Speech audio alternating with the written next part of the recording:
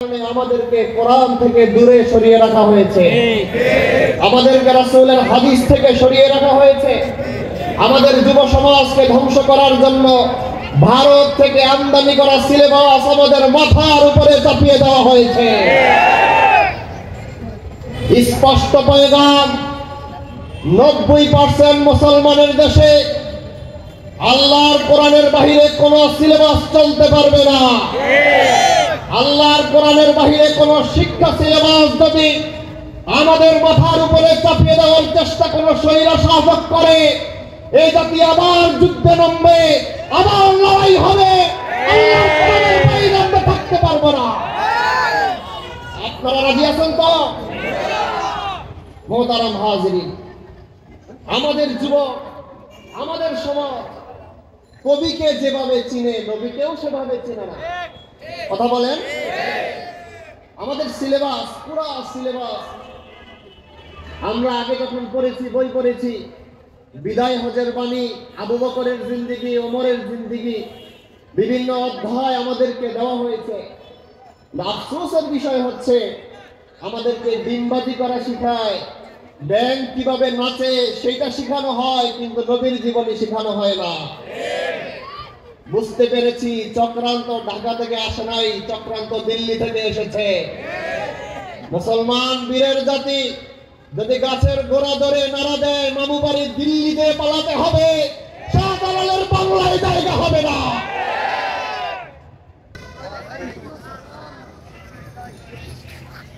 আলহামদুলিল্লাহ আলহামদুলিল্লাহ ওয়া কাফা ওয়া সালামুন আলা ইবাদিহি আল্লাযীনা ইসতাফা। أما بعد فأعوذ بالله من الشيطان الرجيم. بسم الله الرحمن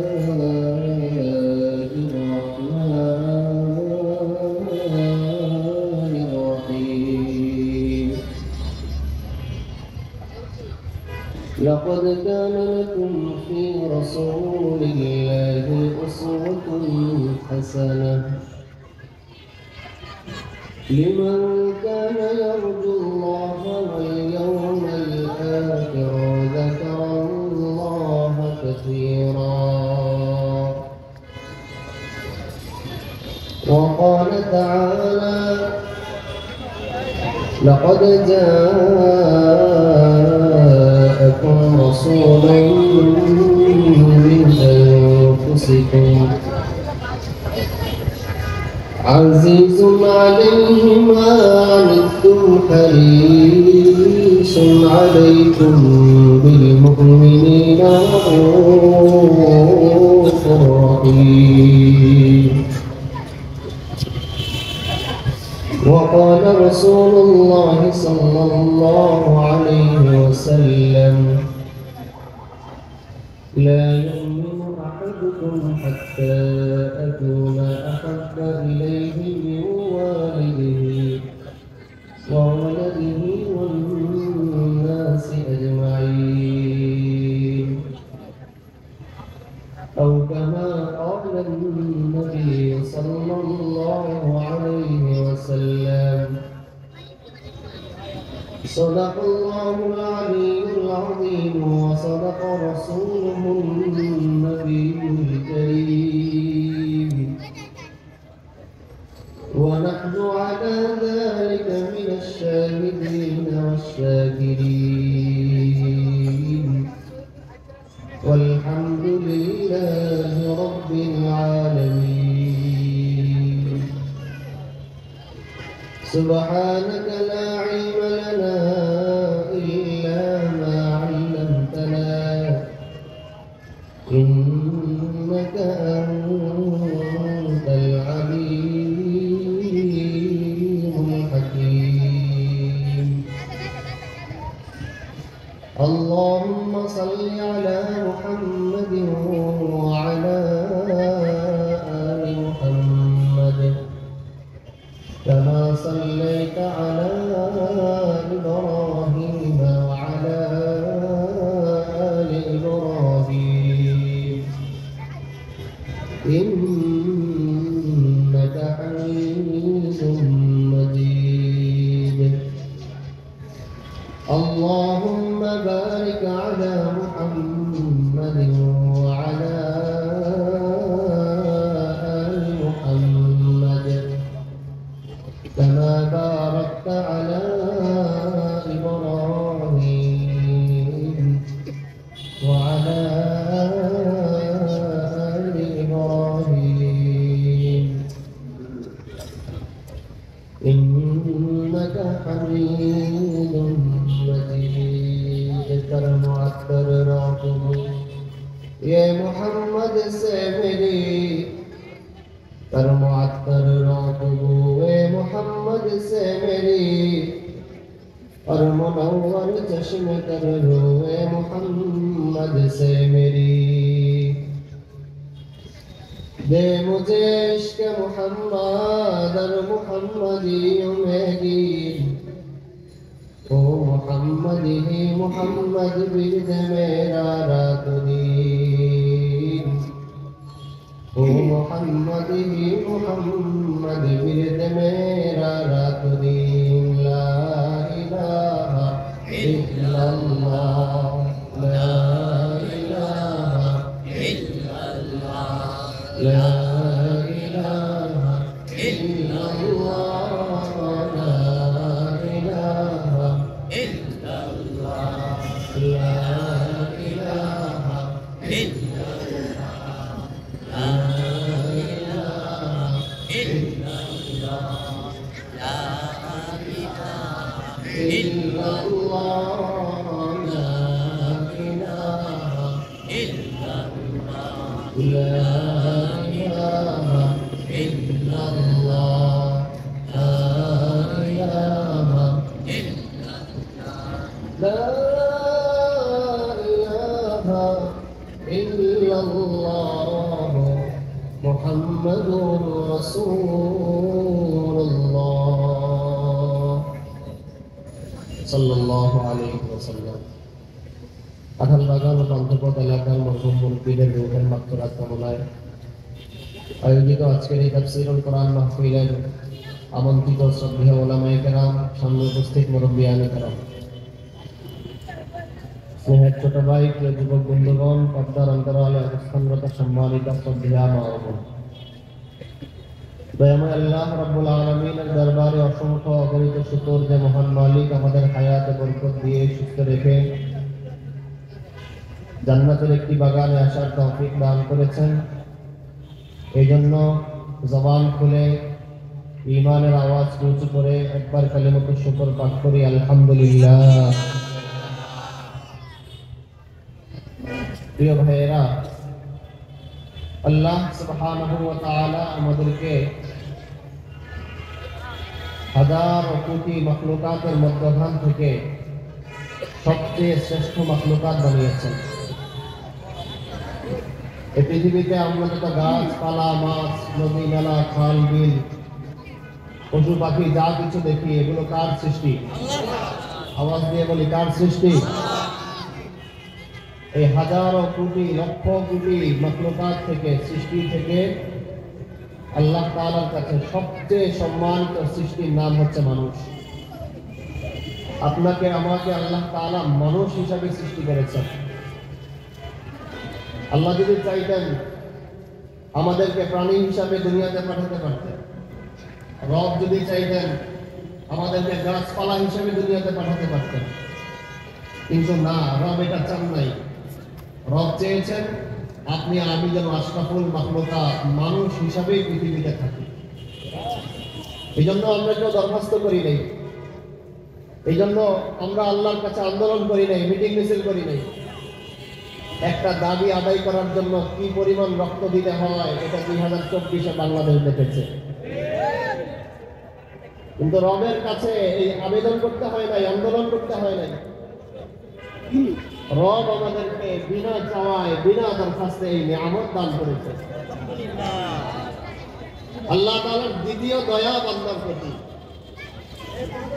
যে রব আমাদেরকে মানুষ হিসাবে পাঠানোর পরে, আমার যতটুকু পড়াশোনা এই অনুযায়ী আমি জানি বর্তমান পৃথিবীতে প্রায় 4,500 ধর্ম রয়েছে। কয় হাজার ধর্ম রয়েছে বলেন? আওয়াজ দিয়ে বলেন, কয় হাজার? এই 4,500 ধর্মের মধ্যখান থেকে আল্লাহ তাআলার কাছে কয়টা ধর্ম প্রিয়? গ্যারান্টি কয়টা ধর্মের? নাজাত রয়েছে কোন ধর্মে? ইসলাম ধর্মে রয়েছে নাজাত। আর আল্লাহ তাআলা আমাকে আপনাকে সেই ইসলাম ধর্মের মুসলমান হিসেবে পাঠিয়েছে। এটা রবের দ্বিতীয় দয়া। আল্লাহ তাআলা বান্দাকে যতগুলো নিয়ামত দান করেছেন, এতগুলো নিয়ামতের মধ্যে অন্যতম আরেকটা নিয়ামত হলো আল্লাহ আমাদেরকে মুহাম্মদুর রাসূলুল্লাহ সাল্লাল্লাহু আলাইহি ওয়াসাল্লামের উম্মত হিসেবে দুনিয়াতে পাঠিয়েছে। আওয়াজ দিয়ে বলি সুবহানাল্লাহ। নবীজির শ্রেষ্ঠ নবীর উম্মত হতে পেরে আমরা বেজার না, অনেক খুশি। মোহতারাম হাজরিন, কিন্তু আফসোসের বিষয় হচ্ছে আমরা যে জমিনে বসবাস করি এই জমিনের 90% মানুষ মুসলমান। হওয়ার কথা ছিল এই জমিনে আল্লাহর কোরআনের রাজ কায়েম করার কথা ছিল, কিন্তু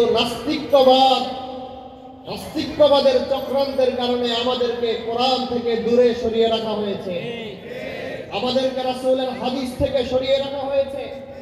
আমাদের যুব সমাজকে ধ্বংস করার জন্য ভারত থেকে আমদানি করা সিলেবাস আমাদের মাথার উপরে চাপিয়ে দেওয়া হয়েছে। স্পষ্ট পয়গাম, 90% মুসলমানের দেশে আল্লাহর কোরআনের বাহিরে কোনো সিলেবাস চলতে পারবে না। আল্লাহর কোরআনের বাহিরে কোনো শিক্ষা সিলেবাস যদি আমাদের মাথার উপরে চাপিয়ে দেওয়ার চেষ্টা কোনো স্বৈরা শাসক করে, এই জাতি আবার যুদ্ধে নামবে, আবার লড়াই হবে। আল্লাহর কোরআনের বাইরে আমরা থাকতে পারবো না। আপনারা রাজি আছেন তো? মোহতারাম হাজিরিন, আমাদের যুবক, আমাদের সমাজ কবিকে যেভাবে চিনে নবীকেও সেভাবে চিনে না। কথা বলেন? আমাদের সিলেবাস, পুরো সিলেবাস আমরা আগে যখন পড়েছি, বই পড়েছি, বিদায় হজের বাণী, আবু বকরের জিন্দেগি, ওমরের জিন্দেগি, বিভিন্ন অধ্যায় আমাদেরকে দেওয়া হয়েছে। আফসোসের বিষয় হচ্ছে আমাদেরকে ডিমবাজি করা শেখায়, ব্যাংক কিভাবে নাচে সেটা শেখানো হয়, কিন্তু নবীর জীবনী শেখানো হয় না। বুঝতে পেরেছি চক্রান্ত ঢাকা থেকে আসে নাই, চক্রান্ত দিল্লি থেকে এসেছে। মুসলমান বীরের জাতি যদি গাছের গোড়া ধরে নাড়া দেয়, মামু বাড়ি দিল্লিতে পালাতে হবে, শাহজালালের বাংলায় জায়গা হবে না। আমাদেরকে সজাগ থাকতে হবে, আমাদেরকে সজাগ থাকতে হবে। আফসোস, আমরা যে নবীর উম্মত হয়েছি, আমাদেরকে নবী থেকে দূরে সরিয়ে রেখেছে। রাসূলকে সবাই চিনেছে, নবী হয়েও আমাদের নবীকে চিনেছে। হযরত ঈসা আলাইহিস সালাম আল্লাহর কাছে দোয়া করেছে, রব আমাকে শেষ নবীজির উম্মত হিসেবে আবার পাঠাইয়া। সুবহানাল্লাহ। আল্লাহ তাআলা হযরত ঈসা আলাইহিস সালামের দোয়াকে কবুল করেছেন। হযরত আনোয়ার শাহ কাশ্মীরি রাহমাতুল্লাহি আলাইহি বলেন, হযরত ঈসা আলাইহিস সালাম যখন আবার দুনিয়াতে আসবেন, তিনি দুটি বিয়ে করবেন। কয়টি বিয়ে করবেন? দুটি বিয়ে করবেন। এই দুই সংসারে হযরত ঈসা নবীর 7 জন সন্তান হবে। কয়জন সন্তান? এই 7 জন সন্তানের কালিমা হবে লা ইলাহা ইল্লাল্লাহ মুহাম্মাদুর রাসূলুল্লাহ। নবী হয়ে নবীকে চিনেছে, উম্মত নবীকে চিনে না।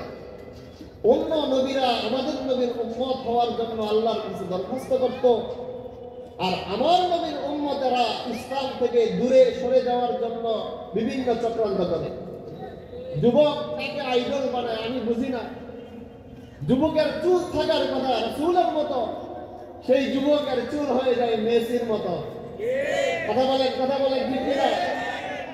যুবকের আইডল হওয়ার কথা মুহাম্মদুর রাসূলুল্লাহ সাল্লাল্লাহু আলাইহি ওয়াসাল্লাম, কিন্তু এই যুবক রাসূলকে আইডল না মেনে নায়ককে আইডল বানায়, সিনেমার ভিলেনকে আইডল বানায়। বুঝতে হবে যুবক, তুমি সঠিক লাইনে নয়, ভুল পথে রয়েছ। আমাদের নবীকে কি পরিমাণ সম্মান আল্লাহ দিয়েছে, হাদিসের মধ্যে এসেছে। রাসূলুল্লাহ সাল্লাল্লাহু আলাইহি ওয়াসাল্লাম মসজিদে নববীর মধ্যে একটা বড় খেজুর গাছের খুঁটির সাথে হেলান দিয়ে খুতবা দিতেন। একজন সাহাবী নবীজিকে বললেন, ইয়া রাসূলুল্লাহ, আপনি তো সরদারে দো আলম, আপনি তো সমস্ত নবীদের নবী, আপনি একটা মরা খেজুর গাছের খুঁটির সাথে হেলান দিয়ে জুমার খুতবা দেন, দেখতে মানায় না, সুন্দর লাগে না। ইয়া রাসূলুল্লাহ, আমার একটা গোলাম রয়েছে যে কাঠ বিষয়ে পারদর্শী, এই গোলামটাকে দিয়ে আমি আপনার জন্য সুন্দর একটা মিম্বার বানাতে চাই। নবীজি এই সাহাবীর আগ্রহ দেখে বললেন, যদি তুমি চাও তাহলে আমার জন্য একটা মিম্বার বানাও। রাসূলুল্লাহ সাল্লাল্লাহু আলাইহি ওয়াসাল্লামের হুকুমত পেয়ে, অনুমতি পেয়ে ওই সাহাবী একটা সুন্দর করে দামি কাঠ দিয়ে একটা মিম্বার বানায়া মসজিদের মধ্যে এনে রেখেছে। আল্লাহ রাসূল সাল্লাল্লাহু আলাইহি ওয়াসাল্লাম জুমার দিন সুন্দর মিম্বরের মধ্যে বসে খুতবা দিবেন, কিন্তু ওই যে মরা খেজুর গাছের খুঁটিটাকে নবীজি আর কোনোদিন ব্যবহার করবে না। এই জন্য মরা খেজুর গাছের খুঁটিটাকে মসজিদে নববীর একটা কোণার মধ্যে ফালায় রাখা হয়েছে। রাসূলুল্লাহ সাল্লাল্লাহু আলাইহি ওয়াসাল্লাম যখন জুমার দিন খুতবা দেওয়ার জন্য নতুন মিম্বরের মধ্যে বসেছে, সমস্ত সাহাবায়ে কেরাম অবাক হয়ে দেখলেন মসজিদে নববীর কোণার মধ্যে থেকে এই মরা খেজুর গাছের খুঁটিটা মানুষের মতো হাউমাউ করে কান্না করা শুরু করে দিয়েছে। নবীজি এতদিন আমার উপরে খুতবা দিত, কিন্তু আজকে নতুন একটা সুন্দর মিম্বর পাওয়ার পরে রাসূলুল্লাহ আমার উপরে বসে খুতবা দিবে না। এই বিরহ বেদনা মরা খেজুর গাছের খুঁটিটা সহ্য করতে পারে নাই। হাদিসের মধ্যে এসেছে, হযরতে জাবির ইবনে আব্দুল্লাহ রাদিয়াল্লাহু তাআলা আনহু বলেন, শিশু বাচ্চা নিজের মা বাবাকে না পেলে যেভাবে হাউমাউ করে কান্না করে, আরেক হাদিসের মধ্যে এসেছে ওটের মতো কান্না শুরু করেছে। আমার রাসূল ওই মিম্বরের মধ্যে আর বসতে পারে নাই। রাসূলুল্লাহ নিজের মিম্বর ছেড়ে মরা খেজুর গাছের খুঁটির উপরে যে হাত দিয়ে বলে, কান্না করিস না, কান্না করিস না। এই মরা খেজুর গাছের খুঁটি আমি তোমার উপরে হেলান দিয়ে আমি জুমার খুতবা দিতাম, কিন্তু আজকের থেকে আর কোনোদিন আমি তোমার উপরে খুতবা দিব না। এই বিরহ বেদনা সহ্য করতে না পেরে তুমি কান্না করতেছ। ও মরা খেজুর গাছ, শোনো, আমি মুহাম্মদ তোমার জন্য একটা পুরস্কার ঘোষণা করি। ও খেজুর গাছ, তুমি আর মরা থাকবা না। আমি আল্লাহর কাছে দোয়া করে দেই, আল্লাহ তাআলা তোমাকে কিয়ামত পর্যন্ত জীবিত খেজুর গাছ বানায় দিবে। শুধু তাই নয়, শুধু তাই নয়, শুধু জীবিত খেজুর গাছ হয়ে বেঁচে থাকবা না। শোনো খেজুর গাছ, আল্লাহ তাআলা তোমার মধ্যখান থেকে মরা খেজুর গাছ থেকেও আল্লাহ তাআলা প্রত্যেক মৌসুমে সারা বছর যেন খেজুর দিতে পারো, আমার আল্লাহ সেই তৌফিক তোমাকে দান করবে। না, খেজুর গাছের কান্না বন্ধ হয় না। নবীজির বিরহ বেদনায় কান্না করে। নবীজি খেজুর গাছটাকে ধরে আর আদর করে বলে, ও খেজুর গাছ, শোনো, সারা দুনিয়া থেকে আমার যে উম্মতেরা আমি মসজিদে, আমার মসজিদে নববীর মধ্যে মেহমান হবে, তোমার গাছের খেজুর দিয়ে সবাইকে মেহমানদারি করা হবে, তাও কান্না করো না। না, খেজুর গাছ কান্না থামায় না। রাসূলুল্লাহ বুঝতে পারলেন এই খেজুর গাছ হইলে কি হয়েছে, চালাক খেজুর গাছ, সে তো দুনিয়া চায় না। নবীজি বললেন, বুঝতে পেরেছি, তুমি আমার সাথে হাসরের ময়দানে থাকতে চাও। ও খেজুর গাছ, যাও, আমি দোয়া করে দিলাম, তোমাকে অন্য 10টা খেজুর গাছের মতো কাটা হবে না, বরং তোমাকে মসজিদে নববীতে দাফন করা হবে। আমি নবী যখন জান্নাতে যাব, তুমি আমার সাথে সাথে তুমিও জান্নাতে চলে যাবে। খেজুর গাছ নবীকে চিনেছে, উম্মত চিনেছে। খেজুর গাছ নবীকে চিনেছে। শুধু কি খেজুর গাছ? না, না, শুধু খেজুর গাছ নয়। আমার রাসূলের নবুয়ত প্রাপ্তি হওয়ার পরে হযরত আনাস ইবনে মালিক রাদিয়াল্লাহু তাআলা আনহু বলেন, আমরা একবার রাসূলুল্লাহর সাথে একটা সফরে বের হয়েছি। হাঁটতেছি, হঠাৎ দেখলাম একটা পাহাড়ের কোনায় যখন গিয়েছি, মানুষের মতো আওয়াজ করে কে যেন নবীকে সালাম দিয়ে বলল, আসসালামু আলাইকা ইয়া রাসূলুল্লাহ। নবীজিকে সালাম দেওয়া হলো। নবীজি মাথা নিচের দিকে করে সালামের উত্তর দিলেন। আনাস বলেন, আমি ডান দিকে তাকাই, বাম দিকে তাকাই, কোনো মানুষের চিহ্ন দেখতেছি। পেরেশান হয়ে গেলাম। একটু পরে নবীকে বললাম, ইয়া রাসূলুল্লাহ, ইয়া হাবিবাল্লাহ, আপনাকে কে সালাম দিল আমি তো জানতে চাই। রাসূলুল্লাহ বলেন, আনাস শোনো, ওই যে পাহাড়ের কোণায় একটা পাথর দেখতেছো, আমি যখনই এই পাথরের কিনারা দিয়ে হাঁটি, এই পাথরটা মানুষের মতো আওয়াজ করে আমাকে সালাম দিয়ে ফেলে চুপ থাকতে পারে না। এটা রাসূলের মুজিজা, এটা রাসূলের গল্প। আফসোস আমরা নবীকে চিনি না, নবীকে চিনি না। সাহাবায়ে কেরাম রাসূলকে কি পরিমাণ ভালোবাসতো। এক গরীব সাহাবী, হাদিসের মধ্যে এসেছে, এক গরীব সাহাবীর বাড়ির কিনারায় একটা খেজুর গাছ ছিল। এই খেজুর গাছের মালিক হচ্ছে এক ইহুদি। সাহাবী নবীজিকে বলতেছে, ইয়া রাসূলুল্লাহ, আমার বাড়ির কিনারায় একটা খেজুর গাছ রয়েছে। নবীজি, এই খেজুর গাছের কারণে আমি আমার বাড়িটা বাউন্ডারি করতে পারতেছি না। নবী, আপনি ওই ইহুদিকে বলেন এই খেজুর গাছটা যেন আমার কাছে বিক্রি করে ফেলে। নবীজি বললেন, তুমি ওই ইহুদিকে ডেকে আমার দরবারে নিয়ে আসো। ওই সাহাবী ওই ইহুদিকে ডেকে যখন রাসূলের দরবারে আনলেন, নবীজি বললেন, ও ইহুদি শোনো, আমার সাহাবীর বাড়ির কিনারায় তোমার একটা খেজুর গাছ আছে। তোমার গাছের কারণে আমার সাহাবী তার স্ত্রীর পর্দার ব্যবস্থা করতে পারতেছে না, বাড়ি বাউন্ডারি করতে পারতেছে না। ও ইহুদি, তুমি এই খেজুর গাছটা আমাকে দিয়ে দাও, বিনিময়ে আমি নবী তোমার জন্য জান্নাতে একটা খেজুর গাছের ব্যবস্থা করে দিব।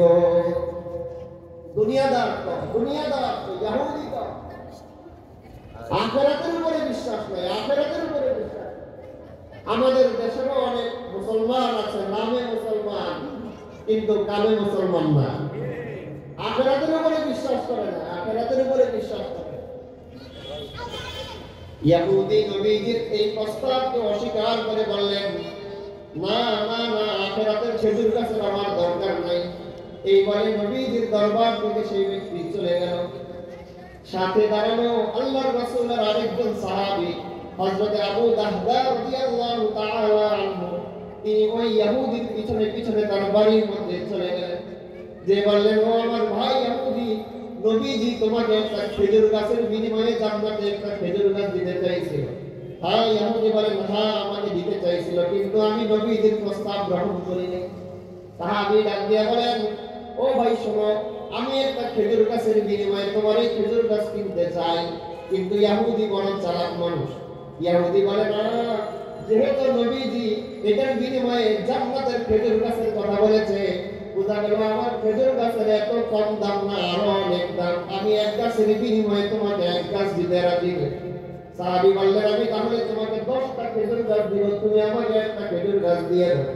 না, ইহুদি তাতেও রাজি হয় না। হযরত আবু দাহদা রাদিয়াল্লাহু তাআলা আনহু, তিনি ওই ইহুদির হাতটা ধরে বলে, ভাই, যেহেতু আমার নবীজি এই খেজুর গাছের জন্য আশা করেছে, শোনো, একটা খেজুর গাছের বিনিময়ে আমি আমার গোটা এক বাগান খেজুর গাছ তোমাকে দিয়ে দিব। এক খেজুর গাছ দাও, বিনিময়ে এক বাগান খেজুর গাছ না। কিতাবের মধ্যে এসেছে হযরত আবু দাহদা রাদিয়াল্লাহু তাআলা আনহুর খেজুর গাছের মধ্যে 2-4-10টা খেজুর গাছ ছিল না। ওই বাগানের মধ্যে 2-4-10-50 না, বরং 600 খেজুর গাছ ছিল। জোরে বলি, আরো জোরে, 600 খেজুর গাছ। 600 খেজুর গাছের বিনিময়ে এক খেজুর গাছ দিয়েছে। হযরত আবু দাহদা রাদিয়াল্লাহু তাআলা আনহুর বাগানের মধ্যে কাজ করতেছে। আবু দাহদা রাদিয়াল্লাহু তাআলা আনহু তার স্ত্রীকে যে বলে, ও প্রিয়তমা স্ত্রী, খেজুরের বাগান থেকে তুমি তাড়াতাড়ি বের হয়ে যাও। এই বাগানের মালিক তোমার স্বামী আবু দাহদা না, বের হয়ে যাও, বের হয়ে যাও। আবু দাহদা রাদিয়াল্লাহু তাআলা আনহুর স্ত্রী বললেন, কেন বের হয়ে যাব? হযরত আবু দাহদা রাদিয়াল্লাহু তাআলা আনহু বলেন, ও আমার স্ত্রী শোনো, আল্লাহর নবী একটা খেজুর গাছ একটা ইহুদির কাছ থেকে চেয়েছে। আমি রাসূলের চাওয়া, রাসূলের ওই খেজুর গাছটাকে 600 খেজুর গাছের বিনিময়ে ক্রয় করে ফেলেছি। আমার স্ত্রীরা ওই লাঠি দিয়ে দৌড় দিত, লাঠি দিয়ে দৌড় দিত। আরে কষ্ট কি? হযরত আবু দারদা রাদিয়াল্লাহু তাআলা আনহুর স্ত্রী আমাদের স্ত্রীদের মতো কথা বলে নাই। আবু দারদা রাদিয়াল্লাহু তাআলা আনহুর স্ত্রী আরো বেশি খুশি হয়ে গেছে। হযরত আবু দারদা রাদিয়াল্লাহু তাআলা আনহুর স্ত্রী বললেন, হ্যাঁ আমার স্বামী তুমি ভালো কাজ করেছো, একটা খেজুর গাছের বিনিময়ে 600 খেজুর গাছ দিয়ে ফেলেছো। আবু দারদা নবীর দরবারে এসে বলেন, ইয়া রাসূলুল্লাহ, আপনি তো একটা খেজুর গাছের বিনিময়ে জান্নাতে একটা খেজুর গাছ দিতে চাইছিলেন, আমি আপনার সন্তুষ্টির জন্য ইয়া রাসূলুল্লাহ ওই খেজুর গাছটা আমি ক্রয় করে ফেলেছি। আল্লাহ নবী বলেন, না তুমি এই খেজুর গাছটা তাকে দিয়ে দাও। অসহায় সাহাবীকে যখন দিয়ে দিলেন, আল্লাহ নবী বললেন, ও আমার সাহাবী শোনো, এই খেজুর গাছ দেওয়ার কারণে আমি নবী তোমার জান্নাতে খেজুর গাছ দেওয়ার ওয়াদা করে ফেললাম। এইভাবে সাহাবায়ে কেরাম নবীকে চিনেছে, নবীকে চিনেছে। আফসোস 90% মুসলমান, 90% মুসলমানের কি হয়ে গেল, এই যুবকদের কি হয়ে গেল? 31st নাইট এই যুবকরা বিজাতীয়দের মতো কালচার উদযাপন করেছে। কোন অবস্থাতেই যুবকরা বিরত থাকে নাই। অথচ এই যুবক হযরত খাব্বাব ইমতিহান করে, এই যুবক কি হযরত মুসআব ইবনে উমাইর ইমতিহান করে না?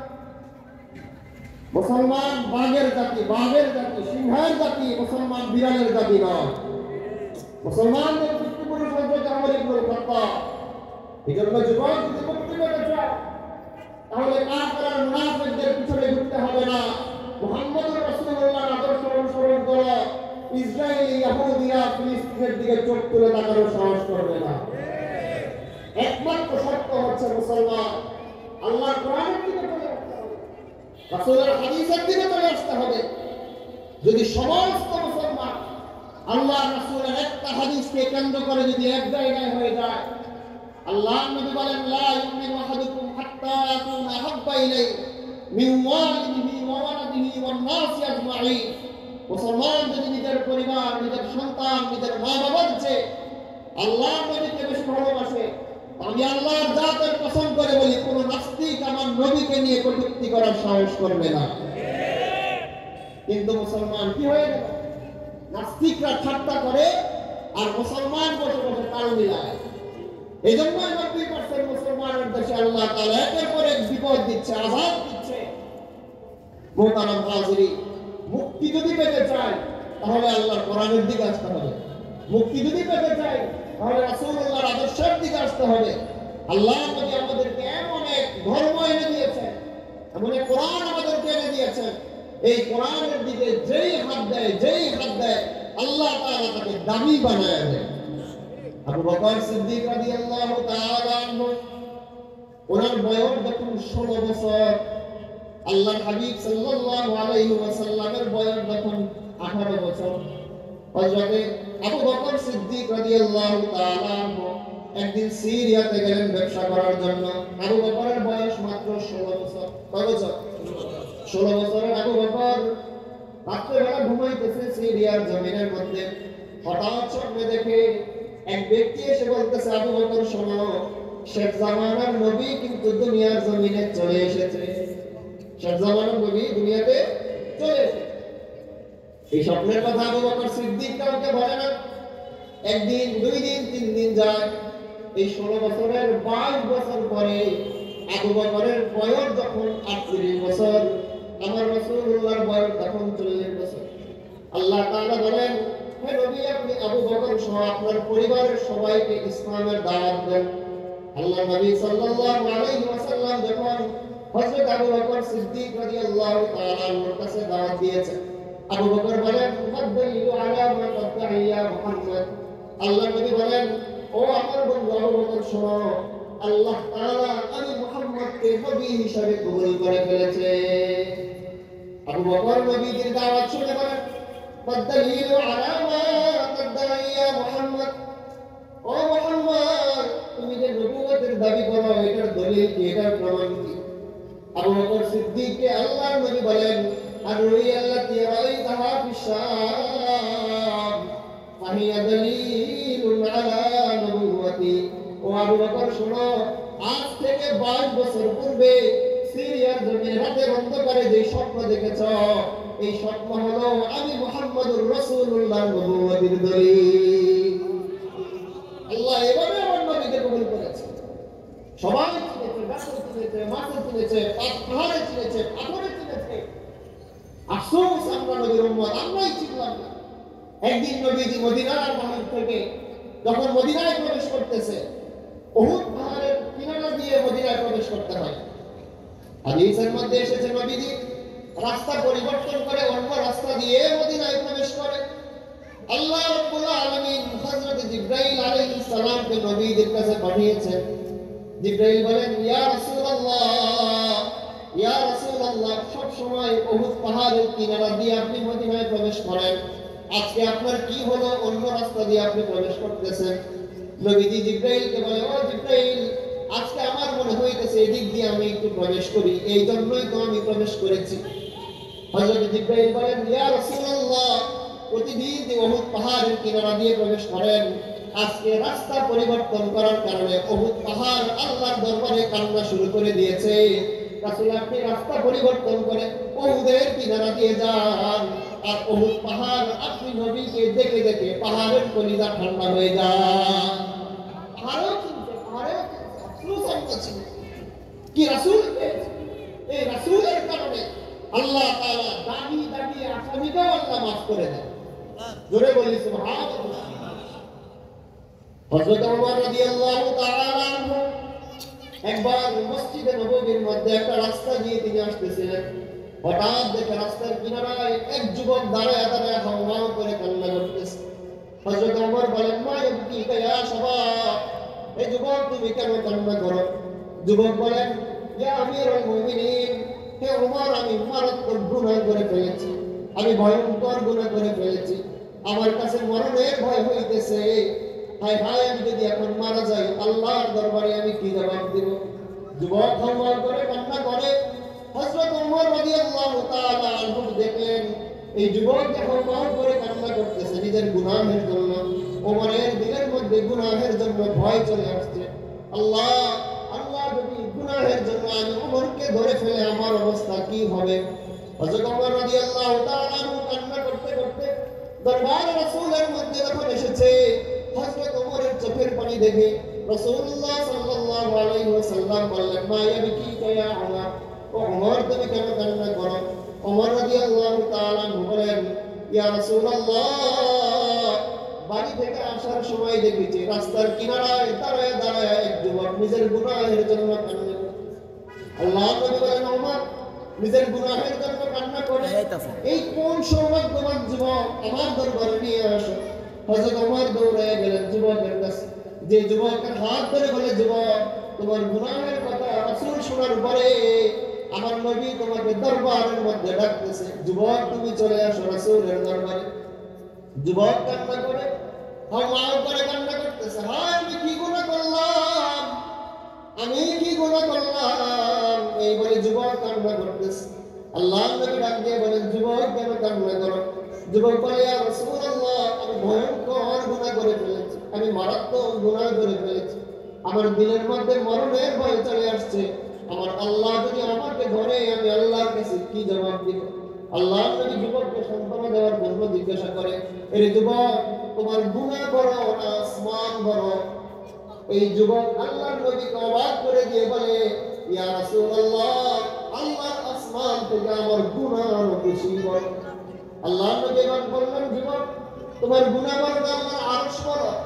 যুবক চিৎকার দিয়ে বলে, ইয়া রাসূলুল্লাহ, আল্লাহর আরশ থেকে আমার গুনাহ বেশি বড়। আল্লাহর নবী এবার অবাক হয়ে জিজ্ঞাসা করলেন, যুবক কি গুনাহ করেছো আমাকে একটু বলো। যুবক বলে, ইয়া রাসূলুল্লাহ, ইয়া হাবিবাল্লাহ, দুনিয়ার মানুষ নিজের সংসার, নিজের জীবন পরিচালনা করার জন্য বিভিন্ন পেশা বেছে নেয়। কেউ রিকশা চালায়, কেউ ভ্যান গাড়ি চালায়, কেউ ফার্নিচার বিক্রি করে, ইয়া রাসূলুল্লাহ, কেউ আবার জনগণের টাকা মেরে লন্ডনে বাড়ি বানায়। যুবক বলে, ইয়া রাসূলুল্লাহ, ইয়া হাবিবাল্লাহ, আমি আমার সংসার, আমার জীবিকা নির্বাহ করার জন্য আমি একটা গুনাহের পথ বেছে নিয়েছি। গুনাহের পথ কি? যুবক বলে, ইয়া রাসূলুল্লাহ, আমি চুরি করি। আল্লাহর নবী বলেন, হ্যাঁ, চুরি তো একটা ভয়ঙ্কর গুনাহ। যুবক বলে ইয়া রাসূলুল্লাহ স্বাভাবিক কোনো চুরি করি না, আমার চুরিটা একটু ভিন্ন কোয়ালিটির চুরি। এটা হচ্ছে মানুষ যখন মারা যায়, মরা মানুষের শরীর থেকে কাফনের কাপড় চুরি করে আমি বিক্রি করি। গুনাহ কি ছোট না বড়? শুধু বড় না অনেক বড়? যুবক বললেন ইয়া রাসূলুল্লাহ আমি কাফনের কাপড় চুরি করে বিক্রি করি। এবার যুবক হাওমাও করে কান্না করে বলে ইয়া রাসূলুল্লাহ কয়েকদিন আগে মদিনার একটা যুবতী মেয়ে মারা গিয়েছিল নবী, আমি সকালবেলায় চিন্তা করেছি এই যুবতী মেয়ের কবর খুঁড়ে আমি তার কাফনের কাপড়টা চুরি করব। সবাই সারা দুনিয়ার মানুষ যখন ঘুমিয়ে গেছে, আমি আস্তে আস্তে কবর খোঁড়া শুরু করে দিয়েছি।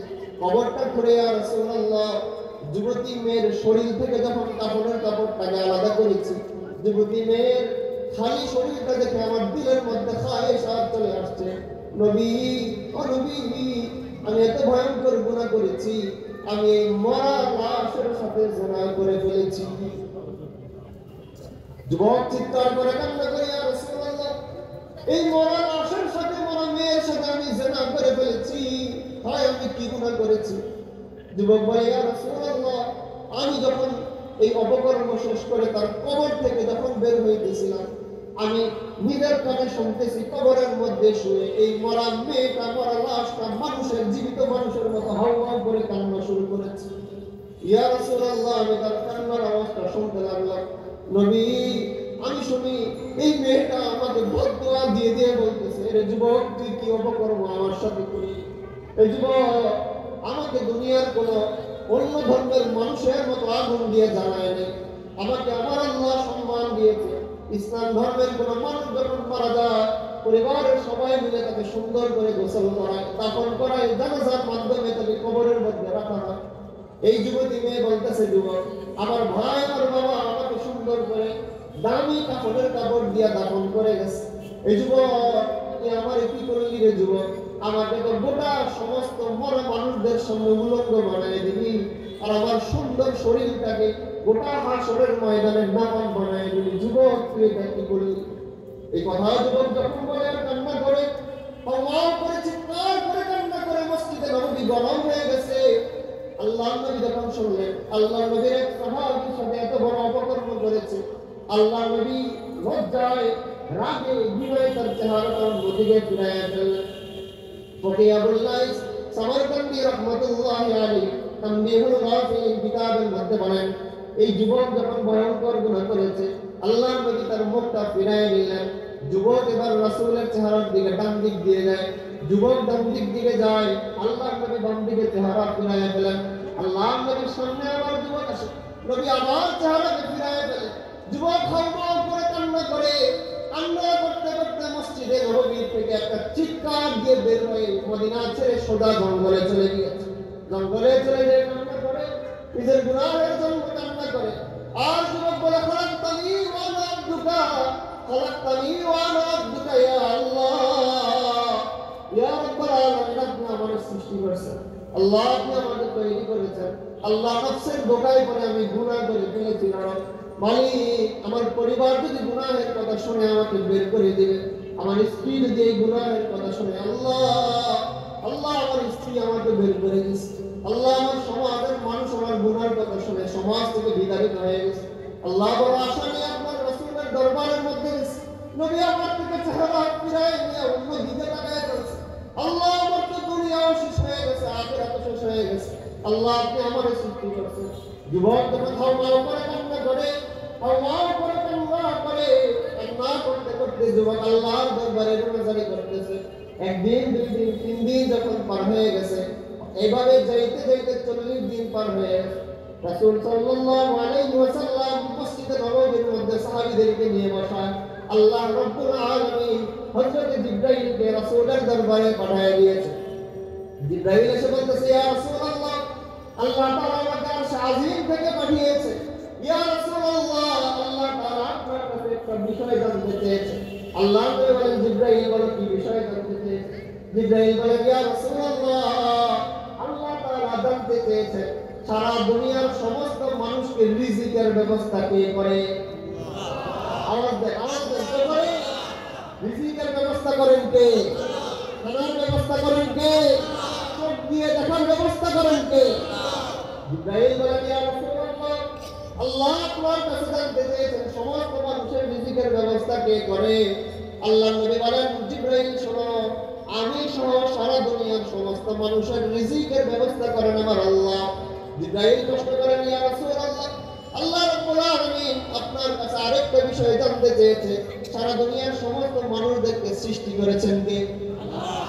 আল্লাহ নবী বলেন, জিবরাইল শোনো, আমি সহ সারা দুনিয়ার মানুষদেরকে আমার আল্লাহ সৃষ্টি করেছে। এবার জিবরাইল প্রশ্ন করেন, ইয়া রাসূলুল্লাহ, আল্লাহ তাআলা জানতে চেয়েছেন আল্লাহর বান্দারা গুনাহ করলে তাদেরকে maaf করেন কে? আল্লাহ নবী বলেন, জিবরাইল আমি সহ যারাই ভুল করে, সারা দুনিয়ার সবাই যারাই গুনাহ করে, যারাই ভুল করে, এই গুনাহ করার পরে যদি আল্লাহর দরবারে ক্ষমা চায় তাদেরকে তো আল্লাহ তাআলাই maaf করে। আল্লাহর নবীকে জিবরাইল বলতেছে, ইয়া রাসূলুল্লাহ, আজ থেকে 40 দিন পূর্বে বড় গুনাহকারী ওই যে যুবকটা আছে, যে মেয়ের সাথে মরা লাশের সাথে জিনা করেছিল, এই যুবককেও আমার আল্লাহ ঘোষণা দিয়া maaf করে দিয়েছে। আল্লাহ তাকে maaf করে দিয়েছে, আল্লাহ maaf করে দিয়েছে, আল্লাহ maaf করে দিয়েছে। আল্লাহ নবী যখন সাহাবীকে বললেন, যাও পাহাড়ের মধ্যে চলে যাও, আর যে সুসংবাদ শোনায় দাও, আমার আল্লাহ যুবককে maaf করে দিয়েছে। যুবক এবার খুশি হয়ে গেছে। আল্লাহ কেন maaf করেন? কিতাবের মধ্যে এসেছেন, গোটা দুনিয়ার যখন কোন সন্তান মারা যায়, আমরা দেখি সন্তানের জানাজার মধ্যে তার বাবা হাজির হয়। সন্তান যখন মারা যায়, সন্তানের লাশ যখন কাঁধে বহন করা হয়, অনেক সময় দেখা যায় বাবা সন্তানের খাটিয়া ধরে নিয়ে যায়। আবার এমন সময় দেখা যায় সন্তানকে যখন কবরের মধ্যে দাফন করা হয়, ওই যে জনমদুখী বাবা কবরের কোণার মধ্যে দাঁড়ায় দাঁড়ায় নিজের সন্তানের লাশ দাফন করা দেখে। কিতাবের মধ্যে পাওয়া যায়, এটা তো বাবা তো জানাজায় অংশগ্রহণ করে, বাবা তো সন্তানের লাশের খাটিয়া বহন করে। কিতাবের মধ্যে এসেছে, কোন মায়ের জন্য ছেলের জানাজায় অংশগ্রহণ করা যায় না, কোন মায়ের জন্য ছেলের লাশ দাফন করা যায় না, কোন মায়ের সামনে সন্তানকে কবরে নামানো যায় না। কেন যায় না? কারণ দুনিয়াতে এমন একটা মা পাওয়া যাবে না যে মায়ের সামনে সন্তানকে কবরের মধ্যে নামাবে। কিতাবের মধ্যে এসেছে, সন্তানকে কবরে নামাতে দেরি আছে, মাও কবরের মধ্যে লাফ দিয়ে পরে নিজের জীবনটা উড়ে যাবে। এই জন্য মায়ের কবরের কাছে যাওয়া যায় না। এবার আপনাদের কাছে প্রশ্ন, আমার মা কি আমার হাত বানিয়েছে? এই হাত কি আমার মা বানিয়েছে? এই চোখ কি আমার মা বানিয়েছে? এই জবান কি আমার মা বানিয়েছে? না না না, মা কোনো সন্তানের হাত বানায় না, মা কোনো সন্তানের নাক বানায় না। কেমন যেন ভারতীয় মতো 10 মাস 10 দিন পেটের মধ্যে রাখে। এই পেটের মধ্যে বহন করার কারণে মায়ের কলিজায় এত মায়া। ও যুবক, নিজের দিলকে প্রশ্ন করো, ও যুবক নিজের বিবেককে প্রশ্ন করো, যে আল্লাহ আমার হাত বানিয়েছে, যে আল্লাহ আমার চোখ বানিয়েছে, যে আল্লাহ আমার কপাল বানিয়েছে, যে রব আমার চুলগুলো দান করেছে, সেই রবের জন্য আমার জন্য সেই রবের মায়া করো। ও যুবক, যখন গুনাহ করো, ঘরের দরজা বন্ধ করে গুনাহ করো, আর যদি জানালা থাকে পর্দা টেনে দিয়ে গুনাহ করে। যুবক মনে করে কেউ দেখে না, কিন্তু কে দেখে? বলেন কে দেখে? যুবক কেউ যেন না দেখে এই জন্য ঘরের দরজা বন্ধ করে, কেউ যেন না দেখে ঘরের লাইট বন্ধ করে। আল্লাহ তাআলা যদি চাইতেন এই সময় যুবককে শ্বাস বন্ধ করে মেরে ফেলতে পারতেন, কিন্তু রবের এত মায়া আমার জন্য এই যুবক বসে বসে রবের মধ্যে গুনাহ করে, আর আল্লাহ তাআলা যুবকের জন্য দরজার ফাঁক দিয়ে অক্সিজেন পাঠায় যুবকের জীবনের ব্যবস্থা করে দেয়। এই জন্য ভাই তওবা করব কার দরবারে? বলেন কার দরবারে তওবা করব? আল্লাহ তাআলার দরবারে। যদি কোনো মানুষ গুনাহ করে 80 বছর পর্যন্ত গুনাহ করে, একবার শুধু ডাকবে, রব আপনি আমাকে maaf করেন, এই যুবক গুনাহের জন্য ক্ষমা চাইতে দেরি আছে, আল্লাহ তাআলা 80 বছরের গুনাহ একসাথে maaf করে দেন। মোহতারাম হাজিরিন, আল্লাহ তাআলা আমাদের সবাইকে ইখলাসের সাথে আল্লাহর দরবারে তওবা করার তৌফিক দান করুন। ওয়া আখির দাওয়ানা আলহামদুলিল্লাহি রাব্বিল আলামিন। আসসালামু আলাইকুম ওয়া রাহমাতুল্লাহ।